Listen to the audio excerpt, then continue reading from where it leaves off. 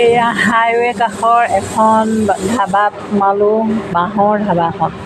মই বাঁহৰ ধাবাত খাই বৰ ভাল পাওঁ। এতিয়া দেখিছেনে, ঐ আঁতৰতো আছে কিছুমান বাঁহৰ ধাবা। এইখনতে ভাত খাবলৈ সোমালোঁ। ইয়াৰ প্ৰাকৃতিক সৌন্দৰ্যটো বৰ মনোমোহা, কাৰণ ইয়াৰ সন্মুখতে ৩৭ নং ৰাষ্ট্ৰীয় ঘাইপথ গৈছে। এই ৩৭ নং ৰাষ্ট্ৰীয় ঘাইৰ কাষতে এই ধাবাখন আছে। আপোনালোকে দেখিছে চাগে, ধাবাখন বহুত ধুনীয়া। এয়া মোৰ থালিত বিভিন্ন খাদ্য আছে, বুজিছেনে? বিভিন্ন ৰকমৰ খাদ্য, মাছৰ পৰা ধৰি ঢেকীয়া কেইবাখনো খাদ্য, বহুত কেইখন খাদ্য আছে। এয়া আমাৰ জয়ন্তৰ জয়ন্তৰ থালিটো বহুতো আইটেম আছে। মই আইটেমবিলাকৰ নাম নকওঁ বাৰু। এয়া আমি পানী খাবৰ কাৰণে বটল লৈ ল'লোঁ।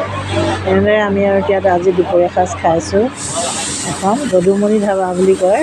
বাঁহৰ ধাবাবিলাকত খাই মই বেছি ভাল পাওঁ। এই বাঁহৰ ধাবাখনতে ভাত খাইছোঁ।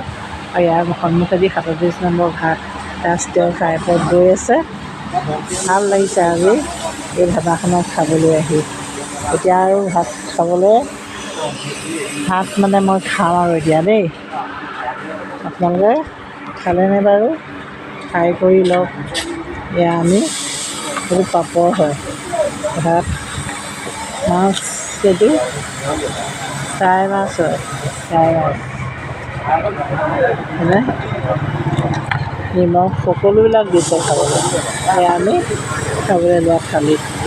ভিডিঅ'টো আজি ইমানেই, এতিয়া খাবলৈ লওঁ।